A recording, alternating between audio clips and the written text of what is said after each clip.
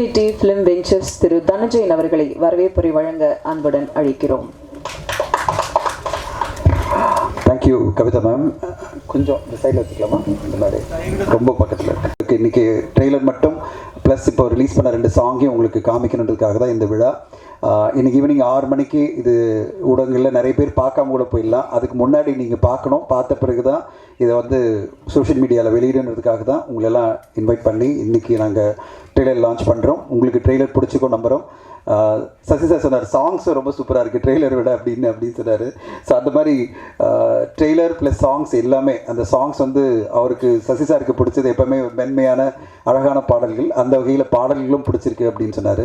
So ஒரு குவாலிட்டியான தரமான படைப்பை வந்து ஜூலை மாதத்தில் கொண்டு வரதுக்காக இன்ஃபினிட்டி ஃபிலிம் வெஞ்சர்ஸ் சார்பில் நாங்கள் முயற்சி எடுத்துகிட்ருக்கோம்.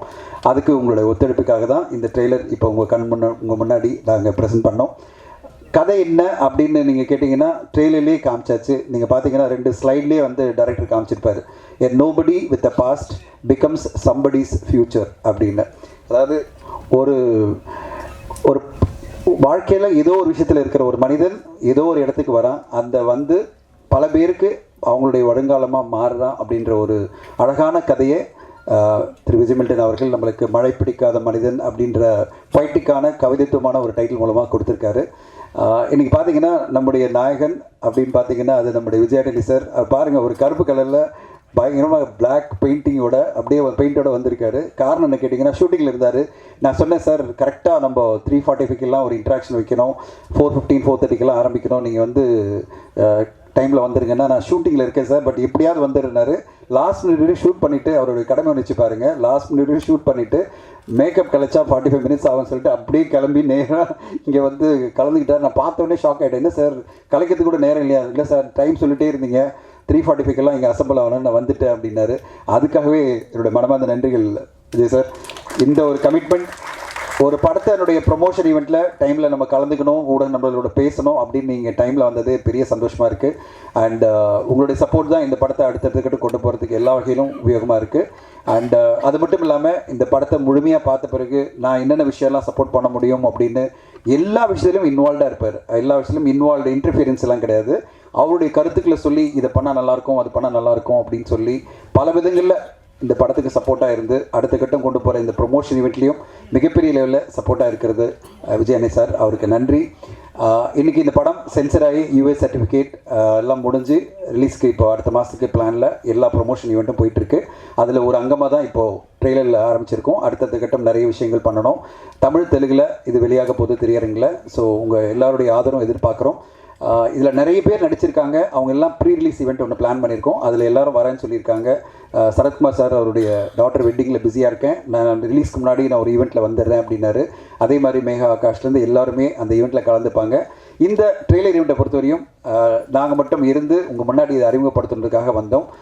இந்த ட்ரெய்லரும் இந்த பாடல்களும் உங்களுக்கு பிடிச்சிருக்கோம் நம்புகிறோம்.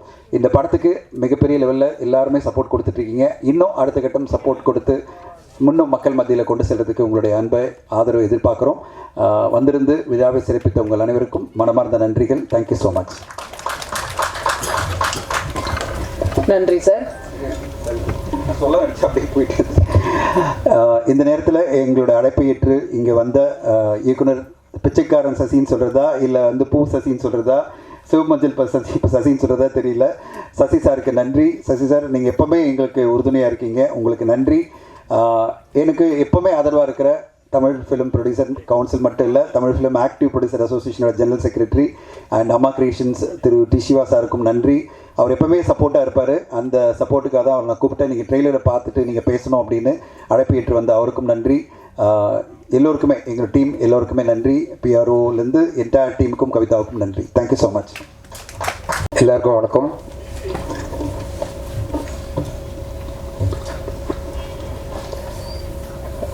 படம் எடுக்கிறது, ரிலீஸ் பண்ணுறதெல்லாம் தாண்டி இந்த ப்ரெஷ் ஷோவில் வந்து நம்ம யாரை பார்த்து பேசுகிறோன்றது தெரியாமல் பேசுகிறது இல்லை. அது வந்து ரொம்ப சிக்கலாக இருக்குது. போன தடவை டீசர் ஈவெண்ட்டில் வந்து கவிதை புத்தகம் வந்து ரிலீஸ் பண்ணி அது கூட அப்படியே சேர்த்து கம்பைன் பண்ணி இந்த ஃபங்க்ஷனாக வச்சிடலான்னு தனஞ்சயன் சார் ஒரு ஐடியா கொடுத்தாரு. ஓகே, நல்ல விஷயம், தப்பிச்சுண்டா இன்றைக்கி அப்படிங்கிற மாதிரி நினச்சேன். ஆக்சுவலாக அன்றைக்கி ஈவெண்ட் முடிஞ்ச உடனே பயங்கர சந்தோஷமாக இருந்தது. வாழ்க்கையிலேயே இன்றைக்கி வந்து ஒரு நிறைவான நாள்ற இன்றைக்கி நான் அருமையாக ஒரு டீசர் ரிலீஸ் பண்ணியிருக்கோம். நம்ம புத்தகங்களை வந்து ஒரு 150 பேருக்கு கொடுத்துருக்கோம் அப்படிலாம் நினச்சேன். ஆனால் ஒரு யூடியூப் வீடியோவில் கூட வரலைங்க. ஏங்க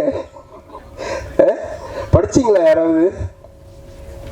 கனத்த அமைதி நிலவியது. சீரியஸாக கேட்குறேன். நான் வந்து அந்த கேமராவில் எல்லாம் தானே கவர் பண்ணியிருப்பீங்க, எதுனால அது வரல?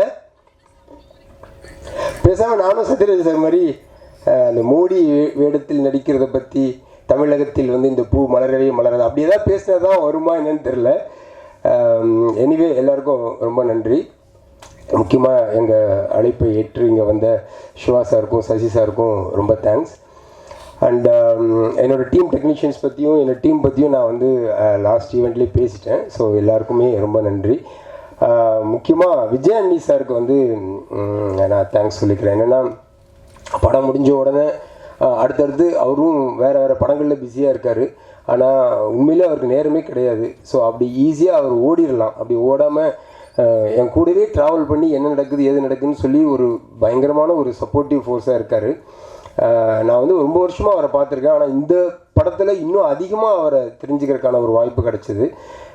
ரொம்ப சந்தோஷமாக இருக்குது. அண்டு அச்சு வரல இந்த ஃபங்க்ஷனுக்கு. நான் வந்துட்டுருக்காரு, இன்றைக்கி லேட்டாக என்னன்னு தெரில. அச்சுக்கு நான் பர்டிகுலராக தேங்க்ஸ் சொல்ல விரும்புகிறேன். ஏன்னா நான் அந்த படத்தை வந்து எடுத்து முடிச்சுட்டு பேக்ரவுண்ட் ஸ்கோருக்காக அனுப்பினப்போ அவர் வந்து இன்டர்வல் பிளாக்லேயும் கிளைமாக்ஸ் பிளாக்லேயும் 2 புது சாங்கை சேர்த்தார். ரீ ரெக்கார்டிங்கு பதிலாக அதை வந்து ஒரு பாடலாக மாற்றி அவர் பண்ணி கொடுத்துருந்தாரு. ரொம்ப அருமையாக இருந்துச்சு. ஆக்சுவலாக விஜயநேசர் கூட பர்டிகுலராக அதை மென்ஷன் பண்ணி சொன்னார், ரொம்ப நல்லாயிருக்கு, ரொம்ப சூப்பராக பண்ணியிருக்காரு அப்படின்னு. படத்தை வந்து வேறு ஒரு லெவலுக்கு எடுத்துகிட்டு போயிடுச்சு அந்த 2 போர்ஷன்ஸும். அவரே லிரிக் எழுதி அவரே பாடி கம்போஸ் பண்ணி அழகாக பண்ணியிருந்தார். ஸோ அச்சுக்கு நன்றி சொல்லிக்கிறேன். அதை தவிர படத்தில் இன்னும் 3 பாடல்கள் இருக்குது, எல்லாமே ரொம்ப அருமையாக பண்ணியிருக்காங்க. அவங்களுக்கும் தேங்க்ஸ் சொல்லிக்கிறேன். அண்ட் பிரவீன் எடிட்டர், அவரும் வந்து இவ்வளோ நாள் கூட இருந்து ஒவ்வொரு தடவையும் நான் வந்து மாற்றிக்கிட்டே இருப்பேன், பொறுமையாக என் கூட இருந்து எடிட் பண்ணி கொடுத்த அவருக்கு. அப்புறம் பேசிக்காக ஒரு ஆக்ஷன் ஃபிலிம், ஸோ அந்த ஃபைட் மாஸ்டர்ஸ் எல்லாருமே ரொம்ப ஒரு அசிஸ்டன்ட் டைரக்டர் மாதிரி கூட இருந்து வேலை செஞ்சாங்க. எல்லாருக்கும் நன்றி. ரீசெண்ட் டைம்ஸில் தமிழ் சினிமா வந்து ரொம்ப நல்லா ஸ்கோர் பண்ணிகிட்ருக்கு. கார்டன் ஆகட்டும், மகாராஜா ஆகட்டும், இப்போது கல்கி கூட விஎஃப்எக்ஸ்லாம் வந்து அவ்வளோ அருமையாக ஃபுல் ஆஃப் பண்ணியிருக்காங்க. ரொம்ப ஒரு பாசிட்டிவ் மூட் இருக்குது தமிழ் சினிமாவில். அது வந்து மழை பிடிக்காத மனதிலையும் தொடரணும்னு நான் வேண்டிக்கிறேன். தேங்க்யூ எல்லாருக்கும். அனைவருக்கும் இனிய மாலை வணக்கம். மழை பிடிக்காத மனிதன் ஒரு கவிதையான தலைப்பு, சசிசார் படமாக இருக்குன்னு வந்தால் ட்ரெய்லர் பார்த்தா மிஸ்கின் படமாக இருந்தது. ஒரு வேறு எதிர்பார்ப்பில் வந்தோம், வேறு மாதிரி இருக்குது. ரொம்ப அழகாக இருந்தது மில்டன் சார், ரொம்ப பியூட்டிஃபுல்லாக இருந்தது உங்களுடைய விஷுவல்ஸ். ஒரு நம்பிக்கையை தருது ட்ரெய்லர். இது வந்து இந்த படத்துக்கு விழாவுக்கு வர்றதுன்றது நான் இந்த விருந்தாளியெல்லாம் வரல, இது எல்லாமே என்னோடய ஓன் யூனிட்டு மாறுது. ஏன்னா அதில் வந்து இன்றைக்கி கமல்புரா சார் வர முடியல, பிரதீப் வந்திருக்காரு. ஸோ எல்லாருமே வந்து இந்த சினிமாவுக்குள்ளே வந்து நிறைய அவங்கள கான்ட்ரிபியூட் பண்ணி நிறையா லாப நஷ்டங்களை சந்தித்து கடைசியாக நிறையா நஷ்டங்களை சந்தித்து இந்த சினிமா நமக்கு கொடுக்கும், இந்த சினிமா கொடுக்கும் நம்பிக்கையோட நிறைய வேறு தொழில் இருந்தாலும் அதெல்லாம் விட்டுட்டு இந்த சினிமாவுக்குள்ளே இன்னும் நம்பிக்கையோடு இருக்கிறவங்க, அவங்க அந்த மாதிரி 4 பேர் இருக்கிறது தான் எங்களுக்கு சப்போர்ட்டிவாக இருக்குது. அது மாதிரி தான் நான் இவங்களுக்கெல்லாம் வந்து நன்றி கடன் பட்டிருக்கேன் நிறையா இருக்குது. அதனால் இந்த இடத்துக்கு வர வேண்டியது என்பது ஒரு கடமை. இந்த கமல் சார் வர முடியல, அவருடைய தந்தையார் உடல்நிலை சரியானால.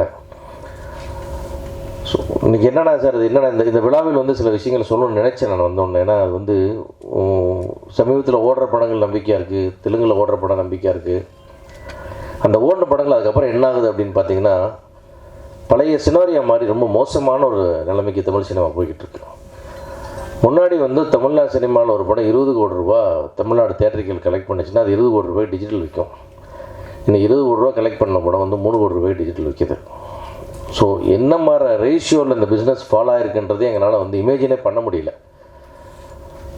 இது வந்து மீடியா நண்பர்கள் வந்து இது ஒரு சரியான கோணத்தில் தமிழ் சினிமாவோட நிலைமையை கொஞ்சம் புரிஞ்சுக்கணும்னு இந்த இடத்துல நான் சொல்ல விரும்புகிறேன். தெலுங்கில் ஒரு படம் சின்ன படம் ஹிட் ஆச்சுன்னா 60 கோடி ஷேருங்கிறாங்க, 100 கோடி ஷேருங்கிறாங்க. பெரிய படம் வந்துச்சுன்னா 200 பண்ணுச்சு, 300 பண்ணுச்சு, 600 பண்ணுச்சு. இது எல்லாம் தமிழ்நாட்டில் சாத்தியமே இல்லை. ஏன்னா தேட்டருக்குள் உள்ளே வரக்கூடிய ஆடியன்ஸே நம்ம முற்றிலுமாக இழந்து விட்டோம். ஏதோ ஒரு படம் ஓடுதுன்னா அந்த படம் கூட 40 ரூபா பண்ண வேண்டிய படம் 20 ரூபா பண்ணியிருக்கு. அதுதான் உண்மை. இன்றைக்கி ஒரு கருடன் பண்ணிடுச்சு, மகாராஜா பண்ணிடுச்சு பேசிட்டு இருக்கணும். அந்த படம்லாம் இதை விட டபுள் பண்ண வேண்டிய படங்கள், அதே படங்கள் வேண்டும். இந்த தரம், இந்த வெற்றி ஆந்திராவாக இருந்துச்சுன்னா இது வந்து அதோடைய கலெக்ஷன் 40-50 கோடி. நம்ம 20 கோடி பண்ணிட்டு அதுலேயே சந்தோஷமாயிட்டு 20 கோடி பண்ணிடுச்சு, நிறையா பண்ணிடுச்சுன்னு சொல்லிட்டு அது 20 கோடி அல்ல, அதோட படத்தோட விலை 40 கோடி அது. ஸோ அந்த மாதிரி வந்து இன்றைக்கி வந்து ஒரு பெரிய படங்கள் வந்து ஆந்திராவில் பண்ணுது, எல்லாமே பண்ணுதுன்னா அங்கே வந்து தேட்டருக்குள்ளே வர்ற ஆடியன்ஸுக்கு இன்னும் அந்த ஆசை இருக்குது, உள்ளே வந்துட்டுருக்காங்க, அதுக்கான ரெஸ்பான்ஸ் எல்லாமே வந்துட்டுருக்கு. இங்கே நம்ம ரொம்ப ஆடியன்ஸ் இழந்து போய் தவிக்கிறோம். ப்ரொடியூசர்ஸ் வந்து எவ்வளோ தூரம் லாஸ் ஆகுறாங்களோ அது வந்து உங்களுக்கு வந்து தலைமாற அங்கே பிரச்சனை வந்துச்சுன்னா உடம்பு பூரா பரவும். அதை வந்து நம்ம ரைட் சென்ஸில் எல்லோரும் புரிஞ்சுக்கணும். இன்றைக்கி தயாரிப்பாளன்ற ஒரு தலை உருண்டுருச்சுன்னு சொன்னால் அதுக்கப்புறம் மீதில் இருக்கிற பாடியில் இருக்கிற எல்லாம் ஸ்பேர், பிரெயின் டெட் ஆனதுக்கப்புறம் எல்லாம் வேஸ்ட். அந்த சூழ்நிலைக்கு தான் தயாரிப்பாளர்கள்லாம் போய்கிட்டு இருக்காங்க. அதனால் வந்து என்னுடைய வேண்டுகோள்லாம் என்னென்னா, மீடியா நண்பர்கள் முழுக்க இந்த விமர்சனங்களில் கொஞ்சம் தயவு செஞ்சு கொஞ்சம் நம்ம ஒரு பொறுப்புணர்வோடு நடந்துக்கணும்னு நினைக்கிறேன். நீங்கள் பக்கத்து வீட்டுக்கு தீ வைக்கத்தான் நினச்சிட்டு ஜாலியாக சிரிச்சிட்டு வைக்கிறாங்க. அந்த தீ உங்கள் வீட்டுக்கு பரவுறதுக்கு ரொம்ப நாள் ஆகாது. அந்த தயாரிப்பாளன்ற ஒரு தலை சாஞ்சிருச்சுன்னா அதுக்கப்புறம் இந்த இண்டஸ்ட்ரியில் வேறு யாரையும் காப்பாற்ற போகிறதில்ல. ப்ரொஃபஷனல் ப்ரொடியூசர்ஸ் போனதுக்கப்புறம் நீ கார்ப்பரேட் நம்பி சினிமா எடுத்த நடுவில் கார்ப்பரேட்டில் வந்து எடுத்தாங்க, என்னாச்சுன்னு நீங்கள் பார்த்தீங்க. அதனால் தயாரிப்பாளர்களுடைய நிலைமைகள் ரொம்ப மோசமாக போயிட்டுருக்கு. ஒரு படத்தில் அல்டிமேட்டாக யார் லூஸ் ஆகிறாங்கன்னா ப்ரொடியூசர் தான் லூஸ் ஆகிட்டுருக்காங்க.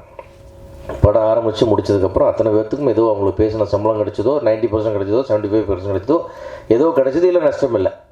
ஆனால் தயாரிப்பாளர் நிலைமை அப்படி இல்லை. இன்றைக்கி ஒரு படம் ஹிட்டு கொடுத்தா கூட அந்த படத்தை வெளியே கொண்டாந்து விற்க முடியல. 20 கோடிக்கு விற்றா நமக்கு 20 கோடி டிஜிட்டல் விற்கும், சேட்டலைட் விற்கும். நம்ம 50 கோடி பண்ணலான்னு ஆசைப்பட்டிருந்த சினிமாலாம் போய் 20 கோடி விற்றாச்சு. 2.25 கோடிக்கு அந்த படத்தை டிஜிட்டல் விற்க வேண்டிய சூழ்நிலைக்கு இன்றைக்கி தமிழ் சினிமா தள்ளப்பட்டிருக்கு. அவ்வளோ மோசமான சூழ்நிலையிலும் இன்னும் படம் எடுத்துகிட்டு இருக்கிற தயாரிப்பாளர்கள் பார்த்து நீங்கள் வந்து உண்மையாகவே பெருமைப்படணும், அவங்களுக்கெல்லாம் உற்சாகப்படுத்தணும், அவங்களுக்கு வந்து நீங்கள் ஆதரவு கொடுக்கணும். குறிப்பாக விமர்சனங்கள்ங்கிற பேரில் தயவு செஞ்சு எந்த படத்தையும் தயவு செஞ்சு கொலை பண்ணாதீங்க. ரொம்ப 100% சரியான பாடத்தை நம்ம எடுத்துக்கவே முடியாது. எல்லா வீட்டு பிள்ளைங்களும் 100 மார்க் எடுக்கிறது இல்லை. ஏன்னா 40, 50 பாஸ் மார்க்கு, கொஞ்சம் 80, 70, 80 எல்லாமே இருக்குது. எல்லார் வீட்லேயும் எல்லா குழந்தைகளும் அப்படி இருப்பாங்க. நம்ம எல்லாத்தையும் நம்ம என்கரேஜ் பண்ணுறோம், எல்லாத்தையும் ஆதரிக்கிறோம், எல்லாத்தையும் படிக்க வைக்கிறோம், எல்லோரும் வர்றாங்க. அந்த மாதிரி எல்லா படங்களையும் கொஞ்சம் நிறைகுறைகளை கொஞ்சம் சொல்கிற மாதிரி சொல்லி அந்த படத்துக்கு ஆடியன்ஸ் வர விடாமல் பண்ணுற விமர்சனத்தை தயவு செஞ்சு இந்த படத்துக்கு போகாதீங்க, இந்த தேட்டருக்கு போகாதீங்க, இப்படி சொல்லி எல்லாரையும் சாவடிச்சுட்டு எல்லாத்தையும் சுடுகாடு ஆகிட்டு நீங்கள் எங்கே போகிறீங்க? சுடுகாட்டில் தனியாக நின்று ஒரு நாளைக்கு நீங்கள்லாம் விமர்சனம் பண்ணுறவங்களுக்காக சொல்லிக்கிறேன் நான். அதனால் நம்ம எல்லோரும் இது ஒரு குடும்பம், இதெல்லாம் ஆளால் ஒரு செயற்பாட்டு பிரெயின்கிறது ப்ரொடியூசர்ஸ், அதை டெட் பண்ணிட வேணான்றது எல்லாரையும் நான் மீடியாவுக்கு குறிப்பாக விமர்சனம் பண்ணுறவங்களுக்கு கேட்டுக்கிறேன். அதே மாதிரி வந்து விளம்பரத்தை கூட இன்னும் கூட முடிஞ்ச வரைக்கும், ஏன்னா அது பட்ஜெட் இருக்குதோ இல்லையோ, முடிஞ்ச வரைக்கும் மக்கள்கிட்ட கொண்டு போய் சேர்த்து இந்த ஆடியன்ஸ் உள்ளே வர வச்சு இந்த சினிமாவை நம்ம இன்னும் அதிகமாக நம்ம வந்து ஜெயிக்க வச்சோம்னா கூடவே நாமளும் ஜெயிச்சிட்டே போவோம். ஒரு சினிமா ஜெயிச்சா ஒரு ப்ரொடியூசரை ஜெயிக்கிறார். அந்த படத்தில் வேலை செஞ்ச அத்தனை ஆர்டிஸ்ட், டெக்னீஷியன், வேலை செஞ்சவங்க எல்லாரும், அதுக்கப்புறம் மீடியா, விளம்பரம், எல்லாருமே எல்லா டிபார்ட்மெண்ட்டும் சம்பாதிக்குது. ஒரு படம் தோற்று போனதுனால ஒன்றும் ப்ரொடியூசர் மட்டும் வெளியே போய்ட்றாங்க. ஸோ இது என்னுடைய வேண்டுகோளாக, இது ஒரு விமர்சனமாக எடுத்துக்காமல் இது ஒரு வேண்டுகோளாக எடுத்துகிட்டு மீடியா நண்பர்கள் ஒத்துழைக்கணுன்றது என்னுடைய முதல் வேண்டுகோள். இதில் இரண்டாவதாக இந்த படத்தில் வந்து விஜய் மில்டன் சார் ஒரு அற்புதமான டெக்னீஷியன். அவரை பற்றி நம்ம ஒன்றும் அறிமுகமே சொல்ல வேண்டியதில்லை. அப்படி ஒரு அற்புதமான டெக்னீஷியன், அவருடைய முழு திறமையும் இதில் காட்டியிருப்பான்னு நான் நம்புகிறேன். ஏன்னா இதில் வந்து விஜய் மில்டன் வந்து ஜெயிக்கணும், அவருடைய திறமைகளை வெளிப்படணும். அவருடைய திறமை டைரக்டராக தான் இனிமேல் அவர் வந்து அவருடைய ப்ரூவ் பண்ணணும். அவருடைய வெற்றிக்கு என்னுடைய வாழ்த்துக்கள். இந்த படத்தில் எல்லா டெக்னீஷியன்ஸ் நிறைய வேலை பார்த்தாங்க, எல்லாருடைய வாழ்த்துக்கள். குறிப்பாக வந்து விஜயானந்தி சாருக்கு வந்து, ஏன்னா அவர் வந்து மலை பிடிக்காத மனிதன் இல்லை, அது வந்து ஒரு தலைக்கணம் பிடிக்காத மனிதன், முதல்ல கர்வம் பிடிக்காத மனிதன், பேராசை பிடிக்காத மனிதன், எல்லாம் நல்ல மனிதன். ஆனாலும் அவருக்கு இன்னும் அவருடைய உழைப்புக்கேற்ற, அவருடைய மனசுக்கேற்ற வெற்றிகள் இன்னும் அவர் வந்து ரீச் பண்ணாமல் இருக்கிறது ஒரு மிகப்பெரிய ஒரு வருத்தமாக இருக்குது. இந்த படத்தில் அது தீரணும் அப்படின்னு சொல்லி கடவுளை வேண்டிக்கிறேன்.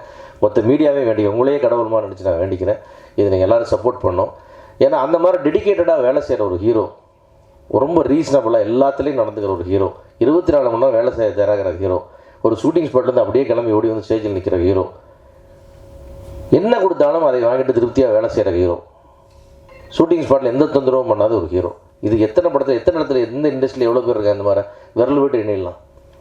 அப்படி ஒருத்தருக்கு நிறைய வெற்றிகள் வரணும், அவர் நிறைய ஜெயிக்கணும், அவருடைய வலியும் வேதனையும் குறையணும் எல்லா இடத்துலையும். அதை வந்து அவர் ஒன்றும் பேராசை பிடித்த மனதரோ லக்ஸுரி லைஃப் வாழ்கிறவர்களோ கிடையாது. ரொம்ப மிக மிக எளிமையான வாழ்க்கக்கூடிய ஒரு சாதாரண ஒரு மிடில் கிளாஸ் மேன் அவர்.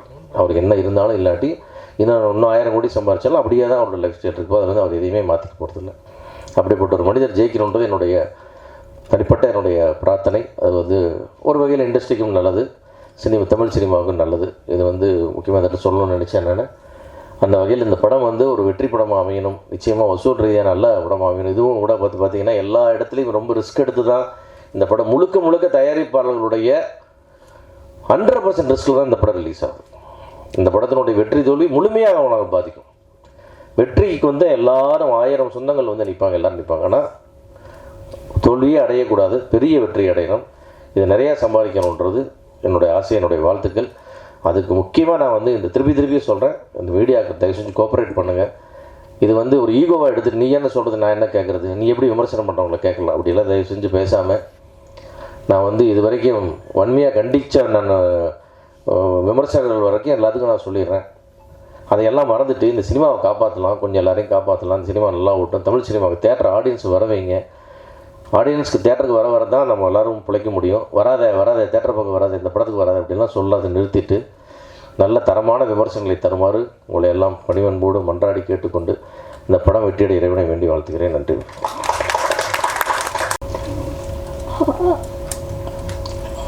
ரோமியோவிலிருந்து விஜய் ஆண்டனியுடைய படங்களுடைய தலைப்பு மாறிடுச்சு அப்படின்னு சொல்கிறதா அப்படின்னு நினைக்கும்போது உண்மையாலுமே என்னென்னா, மழை பிடிக்காத மனிதன்கிறது ரோமியோக்கு முன்னாடியே ஸ்டார்ட் பண்ண படம்.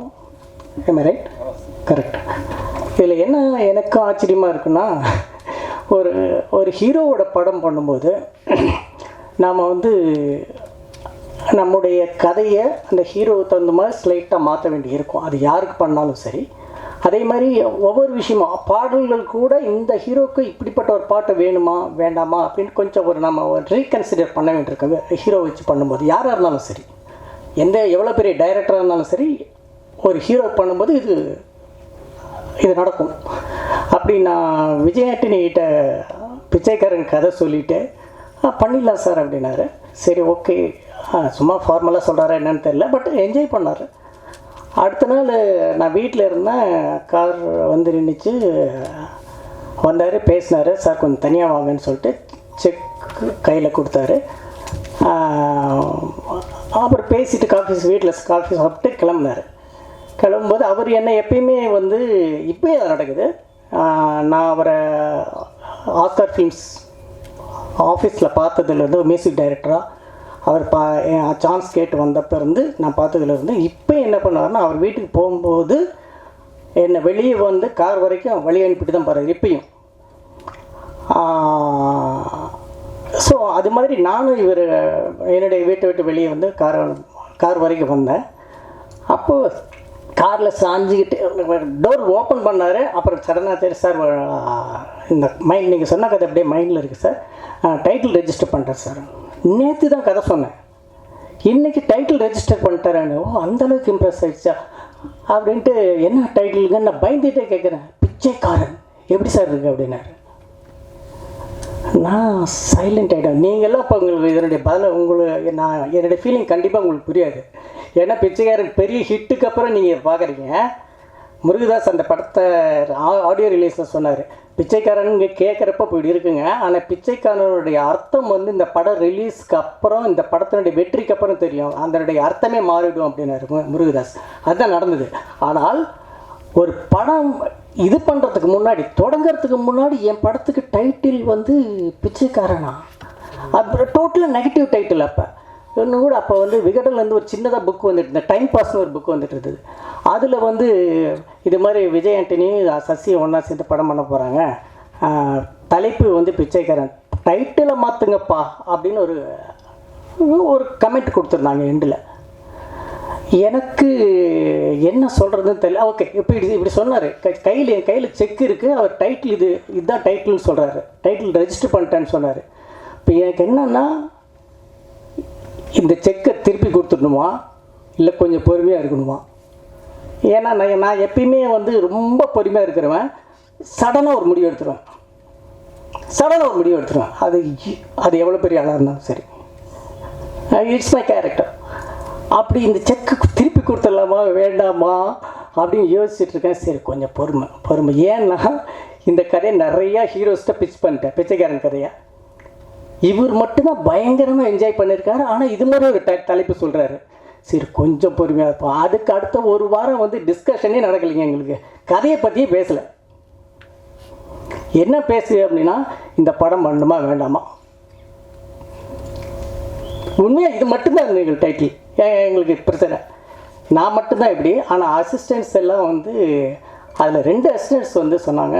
ஒரு அசிஸ்டன்ட் சொன்னார், சார் விடுங்க சார், இது ஏன் சார் ஒரு வாரமாக இதை பற்றி தலைப்பை பற்றி பேசிட்டோம், நம்ம வந்து அடுத்து என்ன ஃபர்தராக என்ன பண்ணுறது பார்ப்போம் சார். என்னங்க பிச்சைக்காரன் டைட்டில் யாருங்க வருவாங்க, என்னால் தாங்க முடியலைங்க அப்படின்னு கத்துறேன்.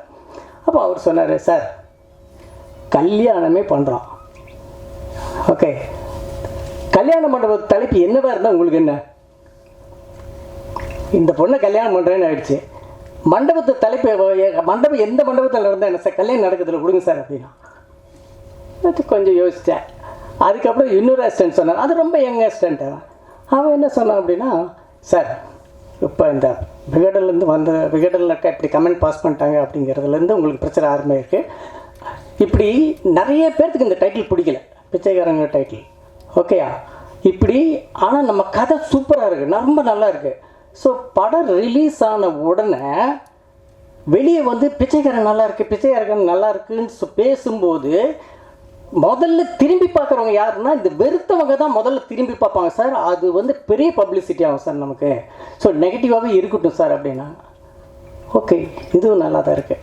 இப்படி அந்த இடத்துக்கு நான் அரைவ் ஆகிறதுக்கு இந்த டைட்டில் இந்த அந்த டைட்டில் வந்து எனக்கு பிடிக்கிறதுக்கு ரொம்ப டைம் எடுத்துதுன்னு சொல்கிறேன். ஆனால் மழை பிடிக்காத மனிதன் ஒரு டைட்டில் எப்படி விஜய் ஆண்டனி வந்து ரோமியோவுக்கு முன்னாடி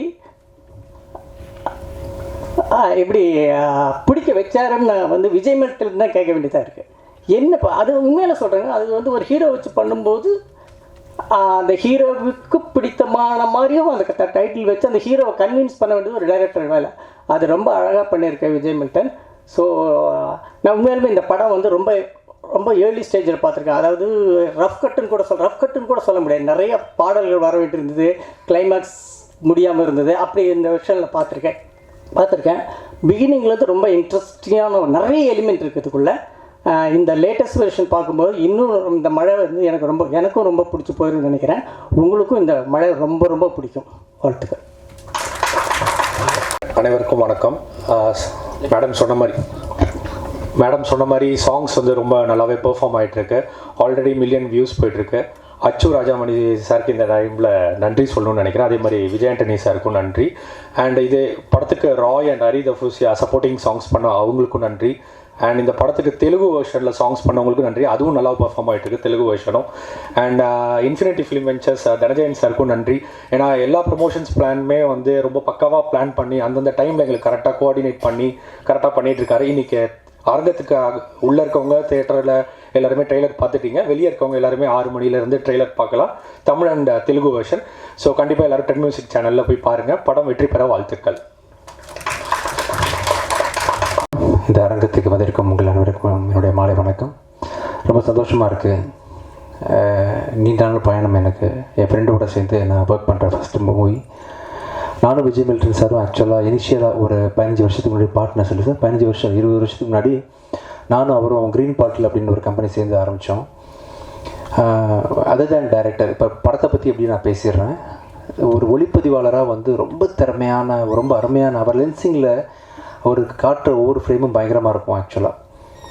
இன்ஃபேக்ட் நீங்கள் டைரக்ஷனில் வந்து கடந்த படங்கள் கோலி சோடா பத்துன்றதுக்குள்ள கடுகு இந்த மாதிரி விஷயங்களில் ஃபோக்கஸ் பண்ணாமல் ஒன்லி ஒளிப்பதிவாளராக வந்து மட்டும் இருந்திருந்தீங்கன்னா இன்றைக்கி இந்தியாவோட தலை சிறந்த ஒளிப்பதிவாளர்களாக கண்டிப்பாக இருப்பீங்க. அப்படி இந்த ட்ரெய்லரே அதுக்கு சாட்சி. ரொம்ப கிராண்டான விஷுவல் பண்ணக்கூடிய, இன்ஃபேக்ட் பிச்சைக்காரன் 2 படத்தில் வந்து சார் வந்து எனக்கு பேட்ச் ஒர்க்காக 10 days வந்து பண்ணி கொடுத்தாங்க. ஸோ நீங்கள் வச்ச லென்ஸிங் அந்த ஃப்ரேமிங் எல்லாமே வேறு மாதிரி சார். ஆக்சுவலாக ஒண்டர்ஃபுல் கேமராமேன். இந்த படத்தோட வெற்றிக்கு தொடர்ந்து நீங்கள் வந்து நிறைய படங்களுக்கு கேமராமேனாகவும் பணியாற்றணும்னு சொல்லிட்டு கேட்டுக்கிறேன். இந்த படம் வந்து ரொம்ப நாளாக ஆக்சுவலி கோயம்பேடு அப்படின்னு ஒரு ஸ்கிரிப்ட் எனக்கு படிக்க கொடுத்தாரு ஒரு 15 வருஷத்துக்கு முன்னாடி. அதுதான் அப்புறம் கோலி சிடாவாக மாற்றினார். அப்போவே அந்த கோயம்பேடு அப்படின்ற படத்தை நடிக்கிறதா நான் திட்டம் வச்சுருந்தேன். அது சில காரணங்களால் இப்போ பண்ண முடியாமல் போயிடுச்சு. நல்ல எழுத்தாளர் அண்டு அழகாக இருக்கிற பயமாக இருக்கிறது படத்தோட மிகப்பெரிய ஃபேன் நான். ரொம்ப அருமையான படம். இந்த படம் வந்து ஒவ்வொரு நாளும் நீங்கள் ஷூட்டிங் ஆரம்பித்த நாள்லேருந்து எப்படி ஒரு மாதிரி இன்னைக்கு கடைசி ஸ்டேஜ் வந்திருக்குன்னு நான் பார்த்து பிரமிப்படைகிறேன் சார். ஓயாமல் இப்போ கூட உட்காந்துட்டு என்கிட்ட சார் ஒரு சின்ன ஒரு 30 செகண்ட் மட்டும் அதை இப்படி பண்ணலான் இருக்கேன்னு சொல்லிட்டு, ஐ திங்க் நீங்கள் படத்தோட ரிலீஸுக்கு ஒரு 5 days முன்னாடி வரைக்கும் ஏதாவது இம்ப்ரூவைஸ் பண்ணணும்னு சொல்லிட்டு யோசிப்பீங்கன்னு நினைக்கிறேன் சார். ரொம்ப ஒரு சின்சியரான ஒரு அப்ரோச் உங்ககிட்ட இருக்குது ஜாப் பொறுத்த வரைக்கும். கண்டிப்பாக இந்த படம் வந்து நான் பார்த்தேன், ரீசெண்டாக பார்த்தேன். நான் இது வரைக்கும் பண்ண அத்தனை படங்கள்லையும் சேர்த்து ரொம்ப மிகப்பெரிய ரிச்சான ஒரு பெரிய ப்ராஜெக்ட்னு சொன்னால் இந்த படத்தை தாராளமாக சொல்லலாம்.